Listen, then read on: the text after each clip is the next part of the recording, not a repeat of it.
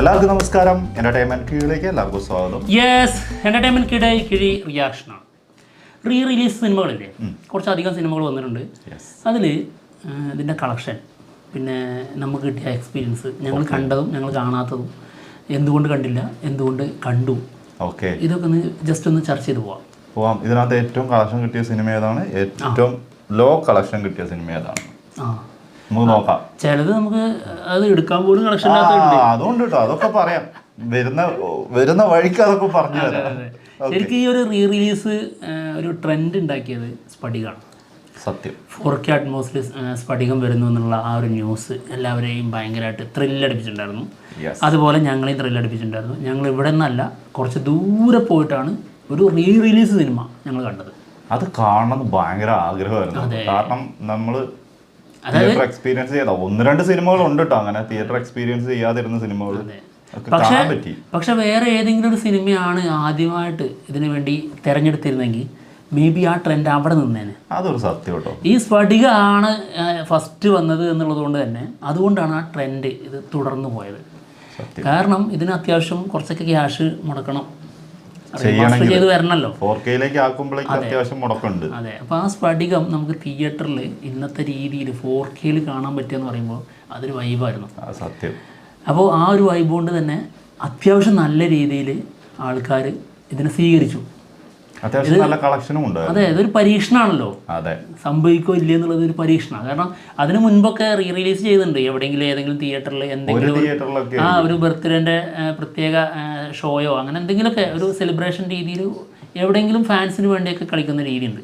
പക്ഷെ അങ്ങനെയല്ലാതെ കേരളത്തിലെ എല്ലാ സകല തിയേറ്ററിലേക്ക് ഇറക്കുക, എന്നിട്ട് അതായത് പ്രത്യേക ഒരു സിനിമ പുതിയതായിട്ട് ഇറങ്ങുന്നത് പോലെ, അതെ, പുതിയൊരു റിലീസ് പോലെ തന്നെ ആ രീതിയിൽ തന്നെ എല്ലാം സെറ്റ് ചെയ്തിട്ട് ഇറക്കുക.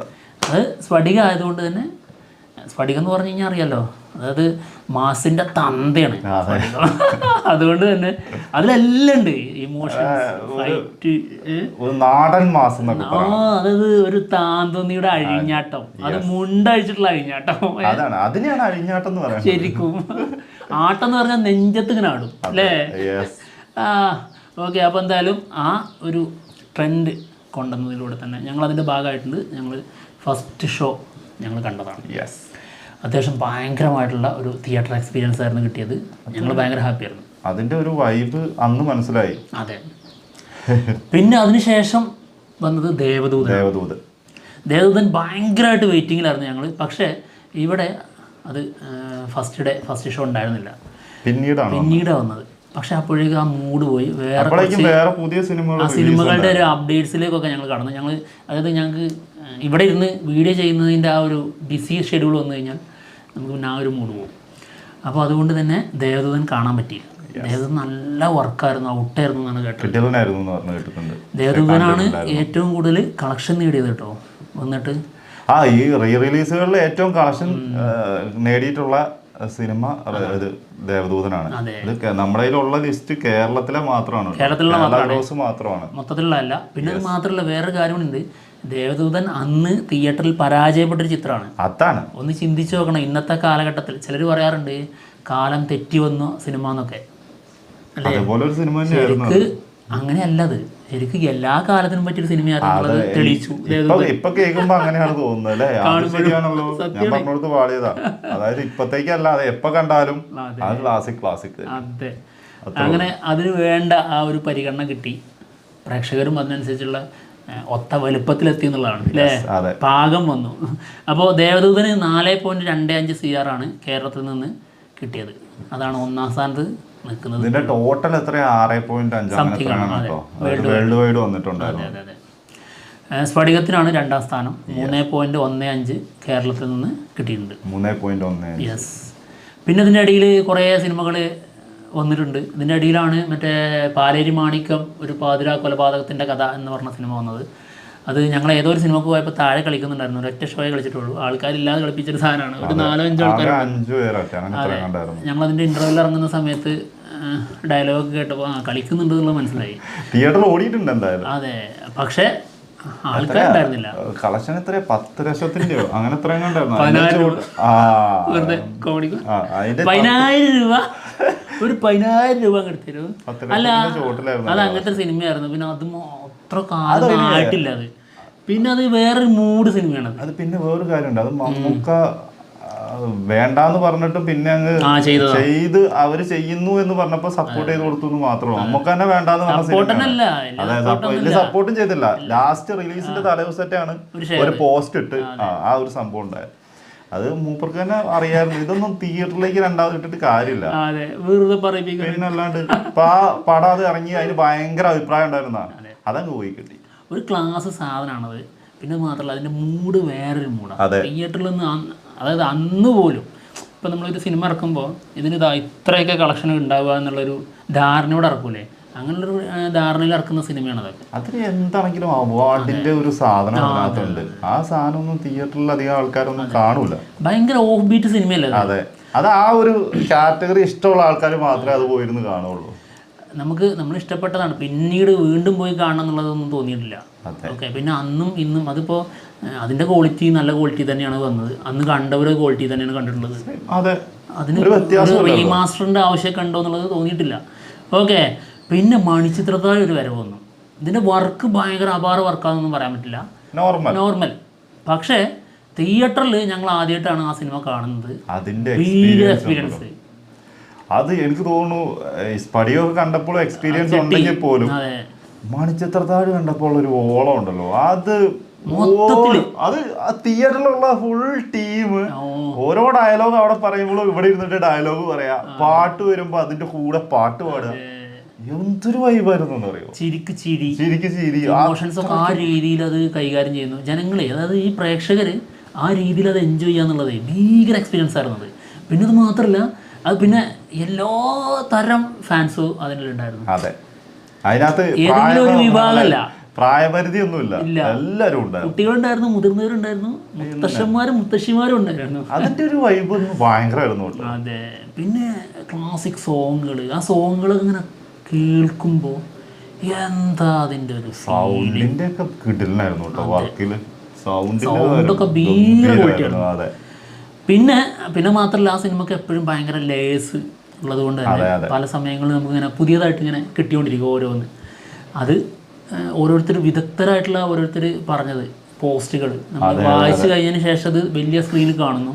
പിന്നെ സിനിമയിൽ വർക്ക് ചെയ്തവരും അല്ലാത്തവരും ഇപ്പോൾ സിനിമയിൽ അഭിനയിച്ചുകൊണ്ടിരിക്കുന്നവരൊക്കെ ഓരോന്ന് ഇവർ കണ്ടെത്തിയ കാര്യങ്ങളൊക്കെ എപ്പോഴെങ്കിലുമൊക്കെ പറഞ്ഞതൊക്കെ ഉണ്ടാവും. അപ്പോൾ അതൊക്കെ നമ്മുടെ മനസ്സിൽ കിടക്കുന്നുണ്ട്. അതിനുശേഷം ഇതിങ്ങനെ റീവാച്ച് ചെയ്യുമ്പോഴേ നമ്മളത് ശ്രദ്ധിക്കുമ്പോൾ കിട്ടുന്നൊരു വൈബ് അതൊക്കെയായിരുന്നു. ഭയങ്കര രസമായിരുന്നു. പിന്നെ ഞങ്ങൾ ഭയങ്കരമായിട്ട് കാത്തിരുന്ന ഒരു സിനിമയായിരുന്നു വല്യേട്ടനും അതുപോലെ ഒരു വടക്കൻ വീരഗാഥയും. പക്ഷേ വല്യേട്ടൻ കാണാൻ പറ്റി, ഒരു വടക്കൻ വീരഗാഥ ഇവിടെ ഉണ്ടായിരുന്നില്ല. വല്യേട്ടനും ഇതേപോലെ തന്നെ ആയിരുന്നു കേട്ടോ. വല്യേട്ടൻ ഭയങ്കര എക്സ്പീരിയൻസ് അതായത് വൈബായിരുന്നു. വർക്കിൽ ഏറ്റവും ക്വാളിറ്റി. ഇപ്പോൾ വടക്കൻ വീരഗാഥ ഞങ്ങൾ കണ്ടിട്ടില്ല, വർക്കിൽ അതായത് 4K അതായത് പിക്ചർ ക്വാളിറ്റി ഭയങ്കരമായിട്ട് അപാരമായിട്ടുള്ള വർക്ക് വന്നത് അത് വല്യേട്ടനായിരുന്നു. അതും ഭയങ്കര രസമായിരുന്നു കേട്ടോ തിയേറ്ററിൽ കാണാൻ. അതും നമ്മൾ തിയേറ്ററിൽ കാണാത്ത സിനിമയാണ്. അതെ അതെ, വല്യേട്ടൻ. ഈ സിനിമ ഒന്നും ഞാൻ തിയേറ്ററിൽ കണ്ടിട്ടില്ല. ഇതിനകത്ത് എനിക്ക് തോന്നുന്നു കണ്ടിട്ടുണ്ടാവുന്നത് ഇനി വരാൻ പോകുന്നേ ഉള്ളൂ. ഇനിയിപ്പോ നമ്മൾ പറയാൻ പോകുന്നത് ഇപ്പൊ പറഞ്ഞതിലൊന്നും ഞാൻ തിയേറ്ററിൽ പോയി കണ്ടിട്ടില്ല. ഇനി വരാനുള്ളതിന് അതൊക്കെ എനിക്ക് തോന്നുന്നില്ല, നമ്മുടെ ചെറുപ്പത്തിലൊക്കെ ആയിരിക്കും. അതെ, നമ്മുടെ പ്രായമുണ്ട് ഇതിനൊക്കെ. ഓക്കെ, എന്തായാലും ഒരു വടക്കൻ വീരഗാഥ ഹരിഹരൻ സംവിധാനം ചെയ്ത സിനിമ, അതായത് MTയുടെ തൂലികയിൽ നിന്ന് ജനിച്ചു വന്ന ഒരു എവർഗ്രീൻ ക്ലാസിക് മൂവിയാണ്. ഈ സിനിമ ഞങ്ങൾക്ക് കാണണമെന്നുള്ള ഭയങ്കര ആഗ്രഹം ഉണ്ടായിരുന്നു, പക്ഷേ കാണാൻ പറ്റിയില്ല. ഇത് അതായത് പറയാം, മമ്മൂക്കയുടെ റീറിലീസ് സിനിമകളിൽ ഏറ്റവും കൂടുതൽ കളക്ഷൻ നേടിയത്, അതായത് 1 കോടിക്ക് മുകളിൽ കളക്ഷൻ നേടിയ ഒരേ ഒരു സിനിമ അത് വടക്കൻ വീരഗാഥയാണ്. 1.10. ഈ ഒരു സിനിമ റിലീസ് ആവുന്നതിൽ കുറച്ച് ഇൻട്രസ്റ്റും ഉണ്ടായിരുന്നു റിലീസ് ചെയ്യുന്നത്. അതെ, അത് പേഴ്സണൽ ആയിട്ടൊരു താല്പര്യം, MTയുമായിട്ടുള്ള ആ ഒരു ബന്ധം ഭീകരമാണ്. പിന്നെ മണിച്ചിത്രത്താഴിന് കിട്ടിയിരിക്കുന്നത് 3.10 കേട്ടോ. 3-ാം സ്ഥാനത്ത് ഉള്ളത് മണിച്ചിത്രത്താഴാണ്. പിന്നെ 4-ാം സ്ഥാനത്തുള്ളത് ചോട്ടാ മുംബൈയാണ്. ഇപ്പോൾ റിലീസ് ചെയ്ത, അതായത് റിലീസിൽ അവസാനമായിട്ട് റിലീസ് ആയിട്ടുള്ള സിനിമ ചോട്ടാ മുംബൈ. ഇതിന്റെ എക്സ്പീരിയൻസ് ഭീകരമായിരുന്നു. ഇതിന്റെ എക്സ്പീരിയൻസ് ഭയങ്കരമായിരുന്നു. ഇപ്പോഴും അതിന്റെ ഓളം തീർന്നിട്ടില്ല. അതെ, എല്ലാവരും പ്രതീക്ഷിച്ചിരുന്നു കേട്ടോ, ഏറ്റവും ടോപ്പ് കളക്ഷൻ വരാൻ പോകുന്ന അത് റീ റിലീസിൽ ചോട്ടാ മുംബൈ ആയിരിക്കും. പക്ഷെ അത് തിയേറ്ററിൽ ആ ഓളം കണ്ടപ്പോ എന്തായാലും അങ്ങനെ കരുതിയിട്ടുണ്ടായിരുന്നു. പക്ഷേ അതിനെന്താ അറിയോ, അതിന് കാലം ഒരുപാട് പഴക്കമില്ല എന്നുള്ളത് കൊണ്ടാണ്. 18 വർഷത്തെ പഴക്കം. അതെ. പിന്നെ വേറെ കാര്യം കൂടി ഉണ്ടായിരുന്നതാ, ഈ ഇതൊക്കെ തിയേറ്ററിൽ കണ്ടിട്ടുണ്ടായിരുന്നു. അതുമല്ല, സ്ഫടികം അല്ലെങ്കിൽ ഇതൊക്കെ റീ റിലീസ് ചെയ്ത തന്നെ ഏകദേശം 100-300 തിയേറ്ററുകളിൽ തന്നെ റിലീസ്. ചോട്ടാ മുംബൈ അത്രയും തിയേറ്ററുകളില്ലായിരുന്നു, കുറഞ്ഞ സ്ക്രീനുകളിലായിരുന്നു. അതുകൊണ്ട് തന്നെയാണ് അതിന്റെ കളക്ഷൻ, എന്നിട്ടും ഇത്രയും കളക്ഷൻ ഉണ്ടല്ലോ എന്നാണ്. അല്ല, ഈ സ്ക്രീന് കിട്ടാത്തത് തന്നെ കാരണം, അതായത് കുറെ ആൾക്കാർ ഇത് തിയേറ്ററിൽ കണ്ടതായിരിക്കും. അതുകൊണ്ടാണ് അതിന് 2008-2009 വരുന്ന സിനിമ ആയതുകൊണ്ട് തന്നെ 2009 ആ സമയത്ത് വന്ന സിനിമയൊക്കെ അത്യാവശ്യം തിയേറ്ററിലൊക്കെ കണ്ടിട്ടുള്ള ആൾക്കാരായിരിക്കും. എന്തായാലും 2.85 CR കേരളത്തിൽ നിന്ന് മാത്രം കിട്ടിയിട്ടുണ്ട്. ഓക്കെ, അങ്ങനെ 4ാം സ്ഥാനത്തുള്ളത് ചോട്ടാ മുംബൈയാണ്. 4ഉം ലാലേട്ടൻ്റെ സിനിമകളാണ് കേട്ടോ, നോക്കണം. 5ാം സ്ഥാനത്താണ് വടക്കൻ വീരകഥ. പിന്നെ അടുത്തതായിട്ടാണ് വല്യേട്ടൻ, 70 ലക്ഷമാണ് കിട്ടിയിരിക്കുന്നത്. ഓക്കെ, പിന്നെ ചോട്ടാ മുംബൈ വേറെ കാര്യമുണ്ട്, അതായത് വർക്ക് ഭയങ്കര സംഭവമായിട്ട് ഫീൽ ചെയ്തില്ല. ചിലയിടങ്ങളിലൊക്കെ അടിപൊളിയായിരുന്നു എന്നൊക്കെ പറഞ്ഞു കേട്ടു. നമുക്ക് ഭയങ്കര വർക്കായിട്ട് ഫീൽ ചെയ്തില്ല. അതിനൊന്നും അധികം വർക്കിങ്ങിന്റെ ആവശ്യമില്ല 2009-ലെ ഇതൊക്കെ ആകുമ്പോൾ. പിന്നെ ലൂസിഫർ റീ റിലീസ് ചെയ്തിട്ടുണ്ടായിരുന്നു, അതായത് എമ്പുരാൻ സിനിമയുടെ റിലീസുമായി ബന്ധപ്പെട്ട് അതിൻ്റെ ഒരാഴ്ച മുമ്പ്. അതിന് 40 ലക്ഷം കിട്ടിയിട്ടുണ്ട്. ഒരു ഓളത്തില് അത് ഒരു കിട്ടലാ. ഇത് മാത്രമേ ഉള്ളൂ നമ്മൾ തിയേറ്ററിൽ പോയിട്ട് കണ്ടിട്ട് പിന്നെയും കണ്ട് റീ റിലീസ് ആയിട്ടുള്ള സിനിമ. അതായത് നമ്മൾ കണ്ടത് ലൂസിഫറിന് റീ റിലീസിന് പോയോ? അല്ല, റീ റിലീസിന് പോയി എന്നല്ല പറഞ്ഞത്. അതായത് നമ്മള് സിനിമ കണ്ടിട്ട് അത് റീ റിലീസ് ആയിട്ടുള്ളത് ആകെ ഇത് മാത്രം തിയേറ്ററിൽ നിന്ന് കണ്ടൊരു സിനിമ. ചോട്ടാ മുംബൈ കണ്ടിട്ടില്ലേ? ചോട്ടാ മുംബൈ കണ്ടിട്ടില്ലേ? ഞാൻ തിയേറ്ററിൽ കണ്ടില്ല കേട്ടോ. ഓക്കെ, പിന്നെ ആ ലൂസിഫർ 40 ലക്ഷം കിട്ടുക എന്ന് പറഞ്ഞാൽ ഭയങ്കര സംഭവമാണ്. കാരണം ഇത് അടുത്തിറങ്ങിയ സിനിമയാണ്. അതാ പറഞ്ഞത്, അധിക കാലഘട്ടം പോലും ആയിട്ടില്ല. അതെ. ഓക്കെ, പിന്നെ ആവനാഴി പുറത്തു വന്നിട്ടുണ്ടായിരുന്നു, 18 ലക്ഷമാണ് കിട്ടിയിരിക്കുന്നത്. ആവനാഴി IV ശശി സംവിധാനം ചെയ്ത സിനിമയാണ്. ഇതൊന്നും അതിനുള്ളൊരു മുതലുണ്ടോ എന്നുള്ളത് അറിഞ്ഞുകൂടാ, കാരണം ഞങ്ങൾ കണ്ടിട്ടില്ല. ഇവിടെ ഒന്നും വന്നിട്ടുമില്ല. ഇല്ല. പിന്നെ ഏതൊക്കെയായിരുന്നു? വേറെ ഏതെങ്കിലുമൊക്കെ വന്നതോ വിട്ടുപോയതോ പറയാത്തതോ ഓർക്കാത്തതോ ഉണ്ടോ? ഓർക്കാത്തത് കിട്ടൂലല്ലോ, ഓർക്കാത്തത് കൊണ്ടാണല്ലോ ഇവിടെ പറയാൻ കിട്ടാത്തത്. എന്താണെങ്കിലും ഇതൊക്കെയാണ് ഈ റിലീസ് ആയിട്ട് വന്നിട്ടുള്ളതിന്റെ ഒരു ലിസ്റ്റ്. നമുക്ക് ഏകദേശം അറിയുന്നത് മാത്രമാണ് പറഞ്ഞിട്ടുള്ളത്. എന്താണെങ്കിലും ഇനിയും റീ റിലീസുകൾ വരാനിരിക്കുന്നു. 20-ാം തീയതി ഇതാ മറ്റേ എന്താ പറയുന്നത്, ഉദയനാണ് താരം വരുന്നുണ്ട്. പിന്നെ ലാലേട്ടന്റെ തന്നെ വടക്കുംനാഥൻ വരാനുണ്ട്. പിന്നെ മീശമാധവൻ ദിലീപിന്റെ, വേറെ ഏതൊന്നും കൂടെ CID മൂസ, വെട്ടം വരുന്നുണ്ട്. വെട്ടം, അങ്ങനെ ഓരോ പ്ലാനിങ്ങിലൊക്കെ ഉള്ളതാണ്. എന്താണെങ്കിലും വരട്ടെ. അപ്പൊ എന്തായാലും ഞങ്ങൾ പോവാണ്. മറ്റുള്ള വിശേഷങ്ങളുമായിട്ട് ഉടനെ തന്നെ വരാം. ബൈ.